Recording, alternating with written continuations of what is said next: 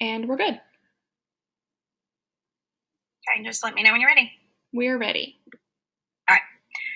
The Tales That Bind, a report by Amy Steele, Trinity Welsh, Jacob Sugar, and Susanna Post. Title: The Tales That Bind. Authors: William Lau Randall, Rosemary Cluse, and Dolores Forlong. Publisher: the University of Toronto Press. Copyright date: 2015. Question 1. How can education helpers bring positive narrative environments to schools or districts that have been stereotyped so stakeholders have space to investigate their contaminated plots and begin the process of narrative repair, positive restorytelling, and move forward into the future? Susanna Post. The goal of this project was to think of questions that we could bring to school faculty that would stimulate discussion. As education helpers, or leaders in our case, part of our job is to step into a school building or district and become familiar with the history of the place. This enables us to evaluate the current culture and begin to consider what shifts in culture are needed. To fully understand how the culture got to where it is, a leader would be wise to bring in stakeholders that can help tell their stories. This is where education helpers can work to shape a positive narrative environment, one in which stakeholders feel welcomed and truly necessary in the storytelling process. In international bestseller, The First 90 Days, Michael Watkins advises that new education leaders focus on connecting to stakeholders. He states, it is also essential to develop the right relationship wiring as soon as possible. This means identifying key stakeholders and building productive working relationships. There is a natural but dangerous tendency for new leaders to focus on building vertical relationships early in their transitions, up to their bosses and down to their teams. Often, insufficient time is devoted to lateral relationship building with peers and key constituents outside the new leader's immediate organization. Remember, you don't want to be meeting your neighbors for the first time in the middle of the night when your house is burned down. The Tales That Bind connects seamlessly to this when considering the brilliance of a leader who engages both vertically and horizontally with the stakeholders, who can tell the necessary stories the leader needs to begin investigating contaminated plots in order to begin the process of narrative repair. These collaborative efforts at positive restoring are what will enable leaders to most profoundly benefit their children they serve. In an effort to engage school faculty in discussion, I think this question would encourage the education helpers to begin thinking of the storytellers needed at the table. Question 2. In thinking about the community helpers, what challenges and difficulties do you think they might face by working in a rural community that they might not face in an urban or suburban community? Amy Steele. A community helper is a person who performs some job that helps improve the overall well-being of the community. Some examples of rural community helpers are people like teachers, police officers, firefighters, doctors, nurses, preachers, counselors, dentists, and social workers. These people want what's best for the community and strive to make things better. Community helpers can encounter many different types of problems in the rural setting.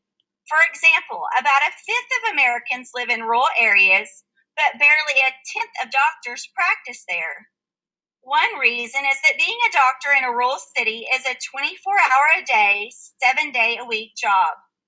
According to 2012 National Rural Health Association report, rural communities generally have fewer physicians, nurses, specialists, and other healthcare workforce, and small losses, such as a doctor who moves away or the retirement of a nurse can have a far-reaching impact.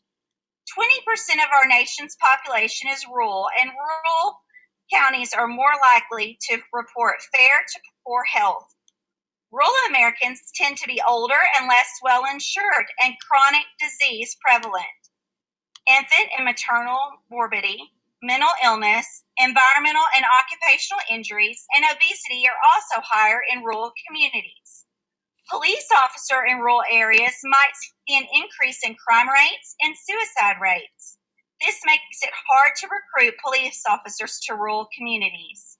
Drunk drivers, domestic violence, and suicide rates are extremely high in rural areas. This is all due to job moving out of rural areas. This can put the whole community into shock and cause the crime rate to soar. In page 82 of The Tales That Bind, it discusses that teachers also have to play multiple roles. They must do more than teaching duties. They have to act as the master of all trades. Question 3. As educators, what is our role in helping to develop the stories of our individual students so that they are not victimized by the stereotyping of their communities and are able to capitalize on positive aspects of their environments if they choose to leave their rural communities? Trinity Welsh. One of the most difficult jobs that we have as educators is giving our students all of the tools that they need to be successful in life after primary and secondary school, whether that means preparing them for the job world or preparing them to handle college or university. Rural students face the greatest negativity when considering leaving their small rural towns for bigger cities, or even other towns, because of the stereotype attached to their childhoods. For example, students from Helena who leave for college try to outshine the stereotype that since they're African American, they must have been attached to a gang, or they must have gotten a poor education, or they must have only ever sung in the gospel choir for extracurricular activities. As teachers, we have the responsibility to help our students identify their talents and teach them how to tell their story in a way that's positive when they're faced with this structured stereotype threat both inside and outside of their homes.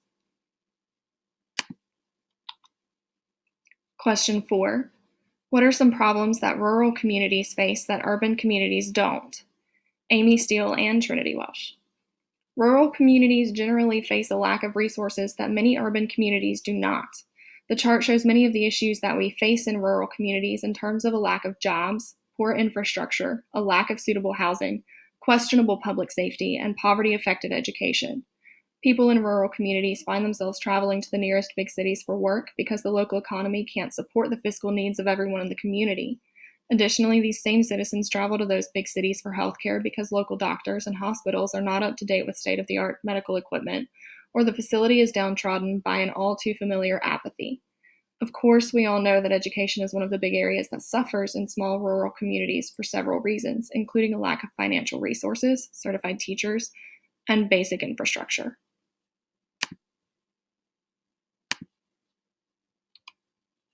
Okay, question 5 by Jacob Sugar. How can helper learners and their programs prepare its participants to unlearn their biases in cultural construction as much as learn the professional aspects of their craft? And our discussion with that mentioned that as Randall, Cruz, and Furlong reiterate across chapters, colleges, even quote rural colleges, typically operate in urbanized settings. Think of your archetypical college town, and even that is a more concentrated urban area often than the rural communities described in the text. And these environments are different than rural communities, ones reachable by driving for hours away from even small cities, because these places have a diversity of their own.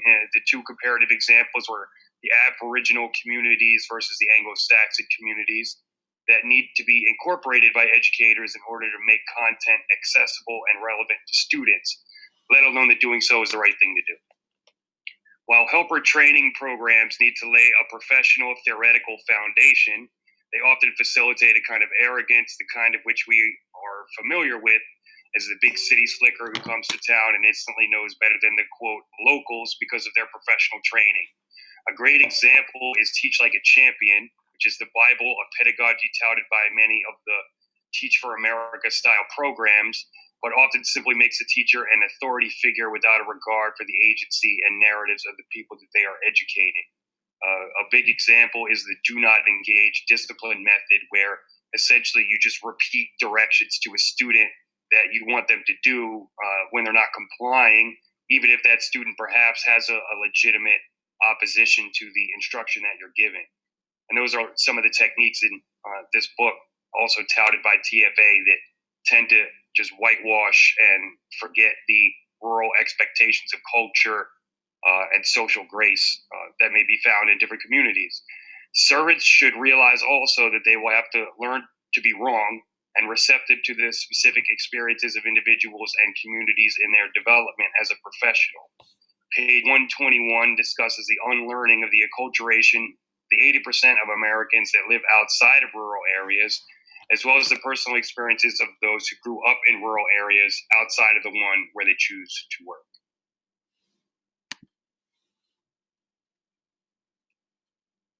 Summary. As members of rural communities ourselves, we have the responsibility to come to the table and begin reforming the narrative for those who follow us. Small towns are not just small towns. They're collectives of thousands of different stories brought by people from a collective of backgrounds. Conclusion. Telling each other our stories is like gesturing with lightning bolts. It's exciting and electric, and you hope everyone is being a little careful with the power of it all. Baldwin, 2005. Handling a lightning bolt comes from with the need for responsible use and for understanding the power of the world. Word, Baldwin, 2008. References.